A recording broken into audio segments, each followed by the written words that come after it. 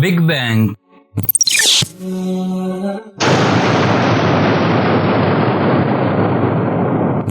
کائنات کی تخلیق کے بارے میں ایک سائنسی نظریہ ہے۔ یہ نظریہ بیان کرتا ہے کہ کائنات تقریباً 13.8 ارب سال پہلے ایک انتہائی چھوٹے، گرم اور کثیف سنگولیرٹی سے وجود میں آئی۔ اس دھماکے کے بعد کائنات مسلسل پھیل رہی ہے اور یہ عمل آج بھی جاری ہے۔ آئیے سائنس کی تحقیق کے ساتھ بگ بینگ کا پس منظر جانتے ہیں۔ سائنس یہ کہتی ہے کہ بگ بینگ سے پہلے کائنات کا کوئی وجود نہیں تھا، نہ وقت تھا، نہ جگہ اور نہ ہی مادہ۔ ایک زبردست دھماکہ ہوا جس کے نتیجے میں توانائی اور مادہ پیدا ہوا۔ وقت اور جگہ کا آغاز بھی اسی وقت ہوا۔ ابتدائی کائنات بہت گرم اور کثیف تھی۔ جیسے جیسے یہ پھیلتی گئی، اس کی توانائی اور درجہ حرارت کم ہوتے گئے۔ ابتدائی چند سیکنڈز میں کائنات میں صرف بنیادی طور پر کوارک، ذرات اور گلیونز موجود تھے۔ تقریباً 3,80,000 سال بعد درجہ حرارت کم ہونے پر ایٹمز تشکیل پائے، خاص طور پر ہائیڈروجن اور ہیلیم۔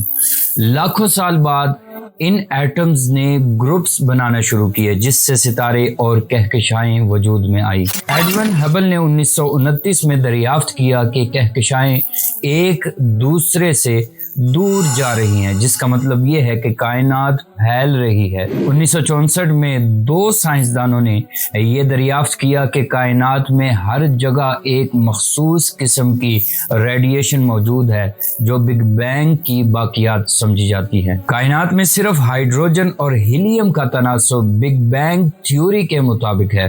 یہ نظریہ کائنات کی تخلیق کے بارے میں سب سے زیادہ تسلیم شدہ ماڈل ہے۔ اس کے مطابق کائنات کا کوئی مرکز نہیں ہے، ہر چیز ہر طرف یکساں طور پر پھیل رہی ہے۔ بگ بینگ سے پہلے کیا تھا، اس پر سائنس اب بھی تحقیق کر رہی ہے۔ کیا کائنات ہمیشہ پھیلتی رہے گی یا پھر سکڑ جائے گی؟ یہ سوال اب بھی کھلا ہے۔ قرآن مجید میں کائنات کی تخلیق اور اس کے پھیلاؤ سے متعلق متعدد آیات مبارکہ موجود ہیں جو جدید سائنس کی بگ بینگ تھیوری سے ہم آہنگ ہیں، لیکن جہاں پر اسلام کی بات آ جائے یا ایمان کی بات آ جائے تو پھر ہم مسلمان ذرہ برابر بھی سائنس کو تسلیم نہیں کرتے، کیونکہ ہمارا قرآن پر ایمان ہے۔ سائنس آج یعنی ریسنٹلی وجود میں آئی، جبکہ قرآن کریم کم و بیش 1450 سال قبل نازل ہوا۔ تو سائنس کی تحقیق کو ماننے والے ذرا قرآن پر توجہ دے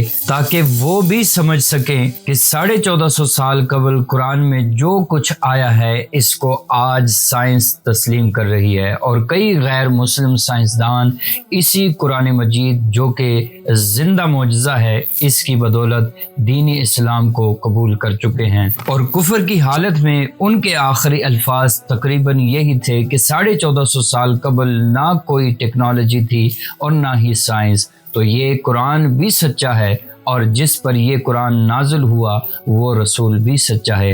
اب آئیے قرآن پاک کی آیات مبارکہ کی طرف بڑھتے ہیں کہ قرآن میں کس طرح اس سائنس کی تھیوری کا ذکر موجود ہے، یعنی بگ بینگ کا ذکر موجود ہے۔ تو اللہ رب العالمین نے قرآن کریم میں ارشاد فرمایا، جس کا ترجمہ ہے، کیا ان لوگوں نے نہیں دیکھا جنہوں نے کفر کیا کہ آسمان اور زمین جڑے ہوئے تھے، پھر ہم نے انہیں الگ کر دیا اور ہم نے زندہ چیز پانی سے بنائی، کیا وہ ایمان نہیں لاتے؟ یہ آیت بگ بینگ کی ابتدائی حالت کو بیان کرتی ہے۔ رتق کا مطلب ہے جڑا ہوا یا یکجا، اور فتق کا مطلب ہے الگ کرنا یا پھاڑنا۔ یہ جدید سائنس کے اس نظریے کے ساتھ مطابقت رکھتا ہے کہ ابتدا میں کائنات ایک ہی نقطے پر مرکوز تھی جسے دھماکے کے ذریعے الگ کیا گیا۔ کائنات کا پھیلاؤ، اس کے بارے میں اللہ رب العالمین نے قرآن کریم میں ارشاد فرمایا، جس کا ترجمہ ہے، اور ہم نے آسمان کو اپنی قدرت سے بنایا اور ہم اسے وسعت دینے والے ہیں۔ یہ آیت واضح طور پر کائنات کے پھیلاؤ کی طرف اشارہ کرتی ہے جو ایڈون ہبل کی دریافت کردہ حقیقت سے میل کھاتی ہے کہ یہ کائنات مسلسل وسعت پذیر ہے۔ یہ آیت واضح طور پر کائنات کے پھیلاؤ کی طرف اشارہ کرتی ہے جو ایڈون ہبل کی دریافت کردہ حقیقت سے میل کھاتی ہے۔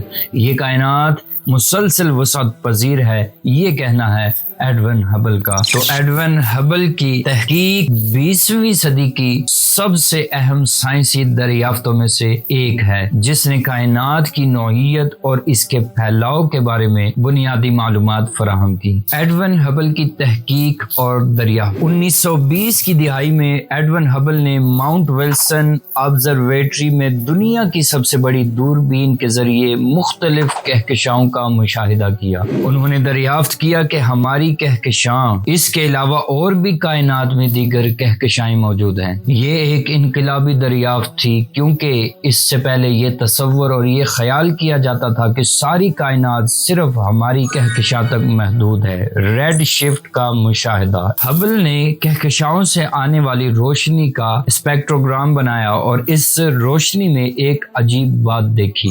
روشنی کا اسپیکٹرم سرخ یعنی ریڈ کی جانب منتقل ہو رہا تھا، جسے ریڈ شفٹ کہا جاتا ہے۔ یہ اثر اس وقت پیدا ہوتا ہے جب کوئی چیز ہم سے دور جا رہی ہو۔ ہبل کا قانون۔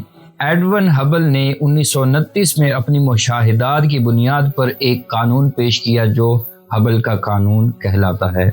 کہکشائیں ہم سے جتنی دور ہیں وہ اتنی ہی تیزی سے ہم سے دور جا رہی ہیں۔ انہوں نے ایک ریاضیاتی رشتہ دریافت کیا، V=H constant multiplied by D، کائنات کا پھیلاؤ۔ ہبل کی تحقیق کے نتیجے میں یہ نتیجہ نکالا گیا کہ کائنات جامد یعنی اسٹیٹک نہیں ہے، بلکہ یہ مسلسل پھیل رہی ہے۔ یہ دریافت اس وقت کے غالب نظریے کہ کائنات جامد ہے اس کے بالکل برعکس تھی۔ ہبل کی تحقیق نے بگ بینگ تھیوری کی بنیاد رکھی، کیونکہ اگر کائنات پھیل رہی ہے تو ماضی میں یہ ایک نقطے پر مرکوز ہوگی۔ ہبل کی دریافت نے یہ واضح کیا کہ کائنات کی حدود لامحدود ہیں اور یہ ایک متحرک نظام ہے۔ Big bang theory. کائنات کے پھیلاؤ کی دریافت نے بگ بینگ تھیوری کو سائنسی بنیاد فراہم کی۔ ہبل کے کام نے فلکیات کے میدان میں تحقیق کے نئے دروازے کھولے، جس میں کائنات کی عمر، ساخت اور مستقبل کے بارے میں سوالات شامل ہیں۔ آج Hubble space telescope Edwin Hubble کے نام پر کام کر رہی ہے اور فلکیات میں بے شمار انقلابی دریافتیں کر چکی ہے۔ ہبل کا قانون اور کائنات کے پھیلاؤ کی بنیاد پر آج بھی جدید کوسمولوجی میں استعمال ہوتی ہے۔ ایڈون ہبل کی اس تحقیق کو بتانے کا مقصد یہ ہے کہ ایڈون ہبل کی تحقیق بالکل اس آیت مبارکہ کے تحت ہے جو بیان کر چکا ہوں۔ اللہ رب العالمین نے ایک اور مقام پر قرآن کریم میں ارشاد فرمایا، جس کا ترجمہ ہے، پھر وہ آسمان کی طرف متوجہ ہوا جب کہ وہ دھواں تھا، تو اس نے آسمان اور زمین سے فرمایا، خواہ تم چاہو یا نہ چاہو آؤ، تو انہوں نے کہا ہم بخوشی حاضر ہیں۔ یہ آیت ابتدائی کائنات کی حالت یعنی دھواں نیبلس اسٹیٹ کا ذکر کرتی ہے، جو ستاروں اور کہکشاؤں کی تخلیق سے پہلے کی حالت کو بیان کرتا ہے۔ وقت اور کائنات کی ابتدا۔ اللہ رب العالمین نے قرآن کریم میں ارشاد فرمایا، جس کا ترجمہ ہے، وہی ہے جس نے آسمانوں اور زمین کو 6 دن میں پیدا کیا، پھر عرش پر قائم ہوا۔ یہ آیت تخلیق کے اس عمل کو بیان کرتی ہے اور یہ بات سائنسی تحقیق سے ہم آہنگ ہے کہ کائنات کی تخلیق ایک تدریجی عمل تھا۔ قرآن کریم میں موجود یہ آیات بگ بینگ تھیوری کے کئی پہلوؤں سے ہم آہنگ ہے، جیسے کائنات کا جڑاؤ اور پھر اس کا الگ ہو جانا یعنی بگ بینگ، کائنات کا پھیلاؤ، ابتدائی کائنات کی دھوئیں جیسی حالت، پانی کو زندگی کی بنیاد قرار دینا۔ یہ آیات اس بات کی نشاندہی کرتی ہیں کہ قرآن کریم جدید سائنسی نظریات کے لیے غور اور فکر کا ایک ذریعہ ہے۔ قرآن اور حدیث کی روشنی میں دنیا کا وجود اللہ کی مرضی اور اس کے ارادے سے ہوا۔ اللہ نے اپنی قدرت سے اس دنیا کو اور اس میں موجود ہر چیز کو پیدا کیا۔ یہ سب کچھ اللہ کی حکمت اور ارادے کے مطابق ہے اور اس دنیا کا وجود اس کی عظمت کا ثبوت ہے۔ ہے۔ قرآن میں اللہ تعالیٰ نے اپنی قدرت اور علم کا اظہار کرتے ہوئے ارشاد فرمایا، اللہ نے آسمانوں اور زمین کو 6 دن میں پیدا کیا۔ اللہ ہی نے آسمان اور زمین کو پیدا کیا، وہ اسے واقف ہے جو کچھ بھی زمین میں ہوتا ہے۔ حدیث مبارکہ میں بھی اس دنیا کی پیدائش کا ذکر آتا ہے۔ رسول اللہ صلی اللہ علیہ وآلہ وسلم نے ارشاد فرمایا، اللہ نے سب سے پہلے روح کو پیدا کیا، پھر اس روح کے اندر زندگی کا الہام دیا، اس کے بعد اس دنیا کا وجود پیدا کیا۔ صحیح المسلم شریف۔ اور اللہ نے زمین اور آسمان کو پیدا کیا، پھر ان میں جو کچھ بھی ہے اس کا مقصد اللہ کی عبادت اور اس کی رضا میں ہے۔ صحیح البخاری شریف۔ تو دنیا کا مقصد اللہ کی عبادت اور اس کی رضا حاصل کرنا ہے۔ قرآن میں اللہ تعالیٰ نے ارشاد فرمایا کہ میں نے انسان اور جنات کو اپنی عبادت کے لیے پیدا کیا ہے۔ اس کا مطلب یہ ہے کہ دنیا کا اصل مقصد صرف اور صرف اللہ کی عبادت اور اس کے حکم کو سمجھنا اور اس پر عمل کرنا ہے۔ دنیا کا وجود اللہ کی حکمت کا ذریعہ ہے۔ اللہ نے سب کچھ اس لیے پیدا کیا تاکہ انسان کو آزمایا جائے اور اس کے ایمان اور عمل کو دیکھا جائے۔ جیسا کہ قرآن کریم میں آیا ہے، اللہ نے موت اور زندگی کو اس لیے پیدا کیا کہ وہ تمہیں آزمائے کہ کون تم میں سے اچھا عمل کرتا ہے۔ قرآن اور حدیث کی روشنی میں دنیا کا وجود اللہ کی قدرت، حکمت اور آزمائش کا ثبوت ہے۔ اللہ نے اس دنیا کو اپنی رضا اور عبادت کے لیے پیدا کیا اور انسان کا مقصد اس کی عبادت اور اس کے حکومتی راستے پر چلنا ہے۔ قرآن اور سائنس میں موازنہ تو نہیں کیا جا سکتا، لیکن صرف بطور تحقیق میں نے آپ کے سامنے چند تحقیقات رکھی ہیں اور اہم معلومات فراہم کر رہا ہوں جو اس بات کو ثابت کرتی ہے کہ قرآن ایک سچی کتاب ہے۔ اس میں موجود معلومات سائنس کے جدید نظریات سے ہم آہنگ ہیں۔ حالانکہ قرآن کریم تقریباً 1450 سال پہلے نازل ہوا تھا، یہ بات ہمارے لیے بڑے تعجب کا باعث ہے کہ ایک کتاب جو اتنی پرانی ہے، اس میں موجود علم سائنس کے جدید نظریات سے ہم آہنگ کیوں ہے۔ قرآن میں اللہ تعالیٰ نے زمین کی شکل اور اس کی گردش کے بارے میں ارشاد فرمایا کہ ہم نے زمین کو پھیلایا اور اس پر پہاڑوں کو رکھا تاکہ یہ حرکت نہ کرے۔ اللہ نے رات اور دن کو گردش میں رکھا۔ یہ آیات اس بات کی طرف اشارہ کرتی ہیں کہ زمین گول ہے اور اس کی حرکت ہے، جو جدید سائنس کے مطابق ہے، جبکہ قدیم انسانوں کا تصور تھا کہ زمین چپٹی ہوئی ہے۔ قرآن کریم نے اس حقیقت کو بیان کیا ہے۔ قرآن میں انسان کی تخلیق کے مراحل بیان کیے گئے ہیں کہ ہم نے انسان کو نطفے یعنی منی سے پیدا کیا، پھر ہم نے نطفے سے خون کا لوتھڑا پیدا کیا۔